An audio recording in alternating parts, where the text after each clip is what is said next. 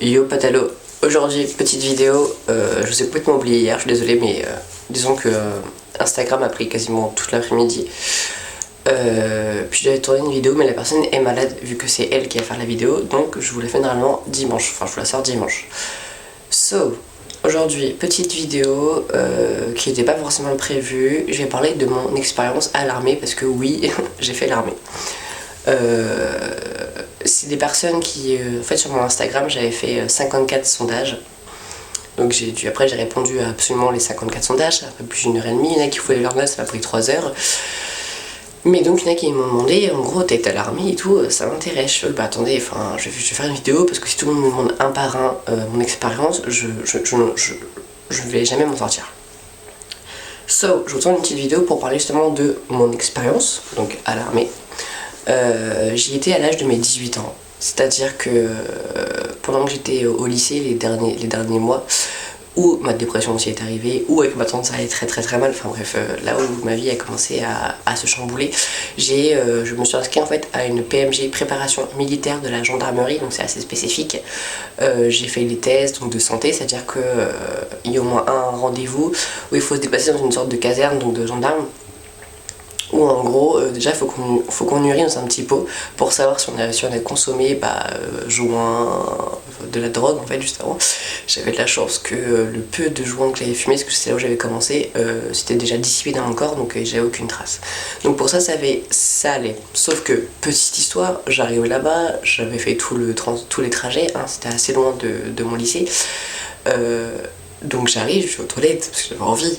Pour qu'après la dame qui arrive, oui bah vous devez faire pipi dans un petit pot. Elle m'a passé une bouteille d'eau que j'ai dû boire, et même la bouteille d'eau, enfin j'ai dû me forcer, c'était super chaud. Après je vais dans une salle où en fait on m'a fait des tests déjà pour les yeux. On est dans une sorte de boîte, alors faut pas être claustrophobe hein, parce que sinon t'as l'impression vraiment t'es dans une... c'est pire que les cabines téléphoniques, c'est encore plus serré. Donc par rapport à ma vue, il y a eu ma vue ou mes oreilles. J'avais des sons, je les ai entendus super bas parce que moi j'entends des ultrasons d'un hertz assez bas. Elle a pris ma taille, elle a pris mon poids, elle a fait un électrocardiogramme pour mon cœur, donc c'était assez drôle d'avoir les sortes de patchs qui me posent comme ça. Et en gros, tous les tests, je les ai réussis comme ça.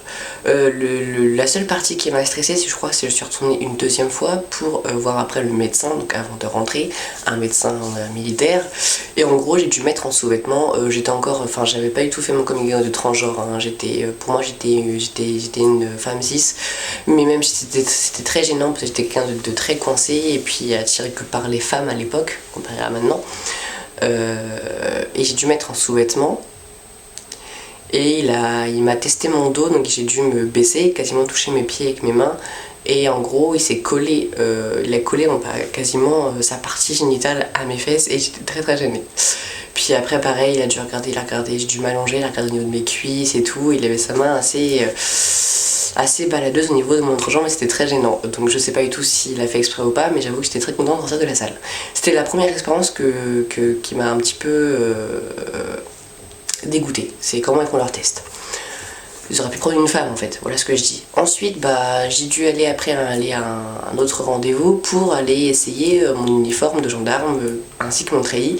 Donc c'est vrai que mon pantalon de l'armée que je mets, j'ai vraiment fait l'armée avec, vraiment je pouvais pas les garder mais j'ai jamais rendu mes affaires, comme ça c'est pratique. Et mes affaires de gendarme je les ai plus parce que j'ai plus mes affaires. Donc ceux qui ont suivi ma story Insta, ils vont comprendre ce que je dis. Donc je les ai essayés, puis ça m'allait, pareil j'ai eu des ranjos, pas celles que je porte en ce moment, hein, d'autres ranjos que je ne récupérais pas non plus.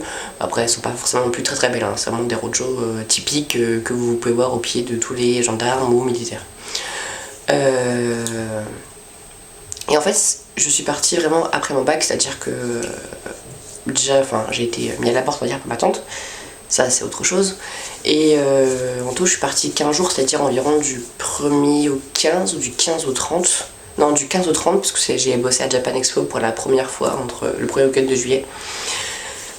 Donc du 15 au 30 c'est bon, je m'en vais. En plus j'étais rentrée super tard de chez ma copine, il fallait que je prépare toute ma valise que j'avais pas fait. Je devais après faire tout le transport, c'était assez long on va dire. Donc je me suis couchée à 1h30 pour me réveiller à 3h. J'ai pas beaucoup dormi, j'avais vraiment une tête horrible. Et en fait, je pouvais pas prévoir que le soir, j'étais pas prête de dormir. Donc j'y vais, tout se passe bien, je vais à Ben. Ben, c'est dans le 78, c'est derrière Paris. C'est vraiment un coin paumé, c'est trop du cul du monde. J'y vais, j'arrive tôt le matin, ils viennent nous chercher avec une camionnette de gendarmes. On arrive, on va dire, dans le fort de la gendarmerie, enfin du camp d'entraînement militaire, et c'était une sorte de mini-ville. J'arrivais là-bas, c'était super grand, j'étais un peu perdu, j'étais en mode mais de quoi je me lance, qu'est-ce que je fais, mais pour finir, après, bah voilà, j'ai été guidée, on va dire, donc j'ai dû me changer, donc je me suis mis en tenue d'entraînement, donc directement on était vraiment habillés pantalon militaire, on avait, j'ai toujours le col roulé aussi, et col roulé militaire, voilà, qui monte, on avait notre veste militaire, on avait notre calot de gendarmerie, donc voilà, en triangle, j'avais les cheveux qui poussaient, il fallait que je fasse en sorte de les plaquer, sinon je me faisais quasiment, je me prenais par les chefs. Et bah voilà, vraiment les premières heures que j'ai passées là-bas, c'était vraiment tout ce qui était administration. Fallait terminer les papiers, remplir les papiers, donner des machins, enfin plein de trucs en fait. Et après on a commencé, c'est-à-dire que moi le peloton Géo, donc on était par peloton, P1, P2, P3, enfin P11, P12, P13, et nous on était donc le P11 et on avait un petit cri de guerre, on était environ une trentaine, comme si on était dans une classe, et puis nous on a été le seul peloton directement à faire du sport. C'est-à-dire qu'ils nous ont fait courir, on a dû porter quelqu'un sur notre épaule en courant, on a dû faire des flexions avec, on a dû faire, enfin plein de trucs honnêtement, t'arrives, t'as à peine dormi, t'es dans un coin paumé, tu sais pas ce que tu fais, tu sais pas pourquoi t'as fait ça, et tu fais ça, t'es mort. Et bien sûr, à un moment donné, enfin, on se pose, on voyait tout le monde autour tranquille, quoi, vraiment qui découvrait gentiment comparé à nous. Vraiment, on a vraiment eu des chefs un peu en mode, voilà, ils nous mettent dans le bain directement. Et le pire, c'est qu'on avait un chef dans notre peloton qui était venu avec nous et qui bossait avec nous. Et moi, j'étais en mode, enfin, au début, je savais pas qu'il serait pas avec nous. Quand je suis après, j'avais envie de lui mettre un pain dans la tronche. Je l'ai pas fait, vaut mieux pas. Et en gros, ils disent, bah, est-ce que quelqu'un a soif? Moi, je suis le seul apprenti qui fait j'ai soif. Il fait bah ok, bah acheter 2 bouteilles d'eau. J'y vais. Et là, il me dit bah ok, t'as voulu prendre de l'eau, bah maintenant tu lèves les bras et tu restes comme ça. Je suis resté comme ça. Certes, c'est que des bouteilles d'eau, mais des bouteilles d'eau comme ça, quand t'es fatigué, quand t'as à peine dormi la nuit d'avant, et que tu rentres dans l'aventure comme ça, que t'es paumé, que t'as peur, tu stresses, bah en fait c'était dur. Et après il a clairement dit, bah si quelqu'un veut le relayer, il peut. Quelqu'un me relaie, je vois que personne relaie la personne qui m'a relayé, donc j'y retourne, quelqu'un vient pour moi et Inch'Allah. Donc c'était vraiment pour nous mettre directement dans le fait qu'on était donc une famille, donc on devait s'entraider et que l'armée c'est comme ça. L'armée c'est tous pour un en fait. Même si des fois tu n'aimes pas une personne, que t'en as un qui va dire n'importe quoi, donc tout le monde va prendre, t'es une famille donc tu prends même pour lui en fait. Bon voilà, ensuite, pour faire rapide, là je vous ai vraiment parlé du début des premiers jours, des premiers mois aussi avant de préparation. En gros, quand tu fais une préparation militaire de gendarmerie, donc c'est vraiment entraînement très militaire, tu as des tests à la fin. Donc ils préparent tout le long pour les tests, c'est-à-dire qu'on va avoir des exercices vraiment physiques, du sport, de la musculation, on va apprendre à manier le BPT, bâton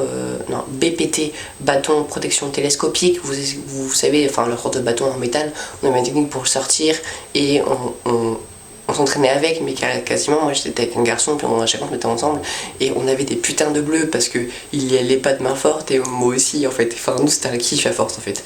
On dormait très très peu, c'est-à-dire qu'on était levé à 4h30 du matin pour faire le lever de drapeau, on chantait la Marseillaise, donc il fallait la connaître. On avait aussi des cours théoriques, hein, c'est-à-dire soit dans une petite salle ou soit dans un amphithéâtre, et l'amphithéâtre, si par exemple tu commences à t'endormir, il disait ouais un tel, vous levez, et on faisait tout le cours debout. C'est à dire que moi quand j'ai préparé ma valise, j'avais 14 ou 15 Powerade, avec aussi à Decathlon j'avais acheté une sorte de liquide pour le sport, j'avais ramené des gâteaux et tout, enfin vraiment en taquet, j'en ai même passé à des gens qui avaient plus rien, vraiment pour avoir un apport d'énergie fréquente, parce que je savais que peut-être que je pourrais pas tenir. Ce qui était assez drôle aussi, c'est que les randos qu'on avait, quand on n'a pas l'habitude, quand t'es civil et que tu peux prendre des baskets, même d'Adidas, des Nike, des Converse, on n'a pas le fait d'avoir une sorte de ranjo où c'est très très dur, et le temps que le pied s'y fasse, comme t'as même des plaques en métal pour te protéger, on avait carrément un peloton claquettes et avec des béquilles parce qu'ils avaient des cloques, ils pouvaient plus marcher. Moi j'avais ramené ce qu'il fallait, j'avais pris des crèmes pour tout ce qui était articulation après un effort physique, donc je mettais tous les jours. J'avais le baume du dragon aussi qui était pour ça, j'avais pensé à prendre des pansements exprès pour les cloques, enfin j'avais pensé absolument à tout. J'ai quasiment plus de batterie, on adore. Donc voilà, en gros, bon on a aussi fait du tir, c'est-à-dire que moi j'avais eu 17 sur 20. Je suis désolée, j'ai plus de batterie, donc je vous fais la partie 2 demain en espérant que la première partie vous aura plu. Prenez soin de vous et soyez présents pour demain pour la deuxième partie de mon expérience à l'armée. Bisous à vous tous.